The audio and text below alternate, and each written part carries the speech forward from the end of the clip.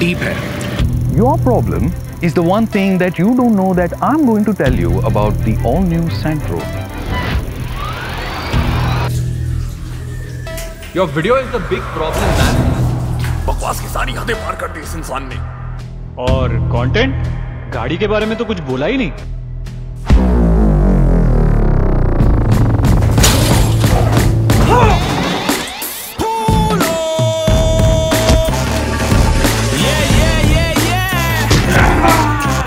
I'm doing whatever it is you want to do it. I've had the people call me your source, from a G to a Don. You lot are all talk, I'm just keeping it strong. And setting trends takes precedence. I make a lasting impression when I'm basking in my decadence. From a Genesis to Exodus, I'm turning heads. We are to talk just of the car. In that case, if you are to enter your all-new Santro, then the first thing that you would touch in your car would be the steering, which is nice to hold. And then you got buttons for music and telephony. Hyundai badge here in the center. It's all blacked out, not chrome, as if to remind you that you're not the grand one. You're not the elite one. You are not. But I am. What's up, folks? Welcome to PowerDrift. We forgot to introduce the show. You ain't forgot to introduce yourself. We may not be allowed anymore, Glenn. Just the car. I won't forget that the steering here, it's not adjustable. And so when you talk about sitting in the all-new Santro, you sit high up in the car. And there's nothing I can do about it because the seat is not adjustable either. So when you are in the all-new Santro, it's almost like you're sitting... It feels like you're sitting on top of the car. Don't worry, man. I'm here for you. No. Looks like they got you pretty good, huh? Yeah.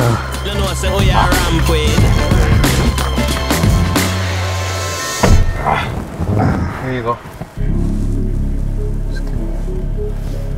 And so you sit on the top when you sit in the Santro, giving you a commanding position. And then there are the seats, the seat back. Wait, Glenn, if you're speaking of the seats, then I must add, you get good under thigh support, there's good lower back support too, but then the upper back support for the seats, that's pretty much non-existent. Fair enough. Back to what you were saying. The ergonomics in the new Santro are spot on. The stubby gear lever falls easily to hand and the indicator and headlamp stock are soft to touch. One more thing, one big problem apparently, which is the window switches. Oh. No, they're not there. They're here in the center. And who would have thought that's a good idea? But then it's a good idea because you and I both get more knee room now. But then it's a bad idea because they're not backlit, so you can never tell they're out here. Cost cutting, you see. You can keep your phone, so convenient out here. And then where you can keep your coffee mug, again very convenient. You also get a parcel tray right below the dash, and there is a 1 liter bottle holder at the door pocket. Listen, man, you're stressing out too much. I've got your back. Why don't you take some rest? Thank you so much, man. Yeah? Appreciate it.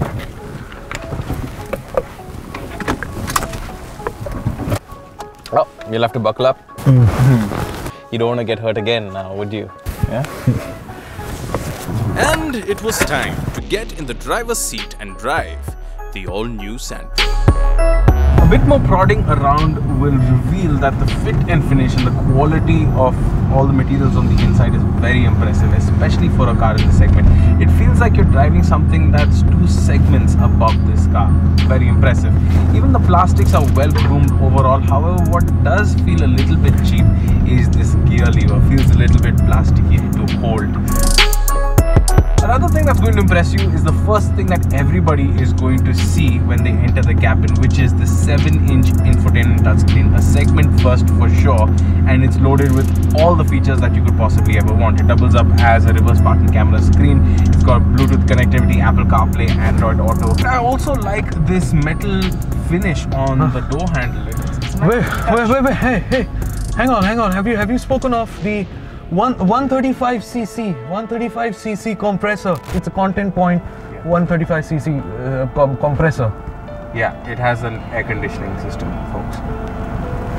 Alright, Glenn, can I just get into the back? I am now in the rear seat of the all-new Santro to tell you that you also get rear AC vents, which is a segment first, and forget about it. The front two seats, they don't have adjustable headrests, and as you see, then the two seats are in your face looking like monoliths, and that's making me feel psychologically claustrophobic, and my psychology right now is however still fine because the windows are bigger. But you know, the knee room is a problem if the front seat is pushed all the way to the back.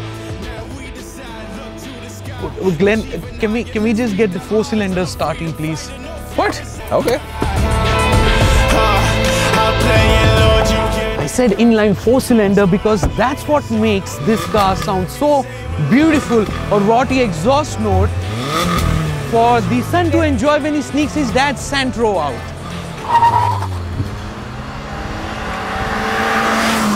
Well, what about Dad? I can enjoy the refined nature of this 4-cylinder and lack of vibrations on any of the controls. I wonder what my missus would say. I can enjoy the light steering. Oh my God. Wait, what just happened? Dude! Dude! What the hell? We're supposed to focus on the car and not entertainment. Well, it was just there for 2 seconds.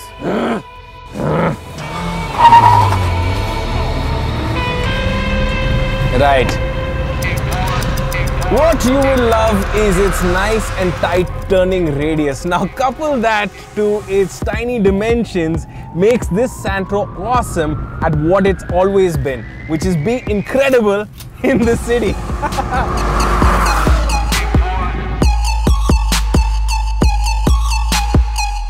Maybe not as fast as he would have liked, but then the performance is not bad.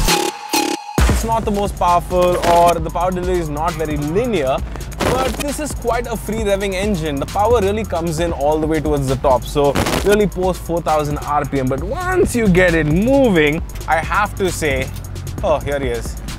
It's quite a spirited drive. Glenn. Well, can you let me drive? I want to speak of the ride quality.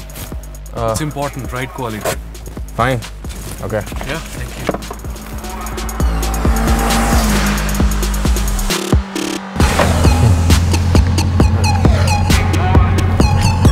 I must begin by saying that the all-new Santro doesn't get semi-independent rear suspension like the Tiago does.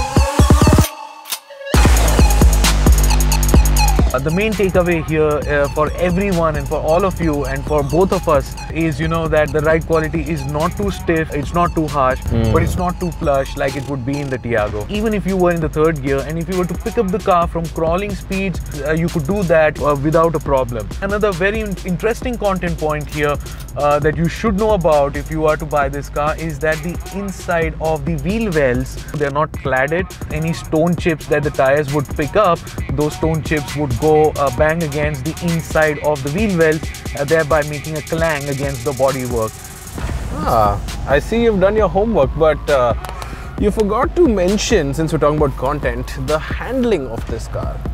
To be honest, what's there to mention about the handling of a car like this? It's a small car and it's not a sports car. You must talk about handling! We're doing content here!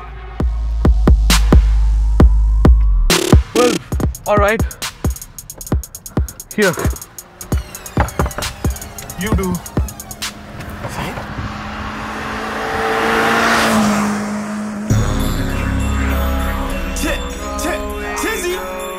She rolls quite a bit when pushed, and the light steering puts some artificial weight up front to really, you know, try and mask it. But then again, like Rohan said, these cars are not really meant to be pushed, and even if you do push it, it is a Santro.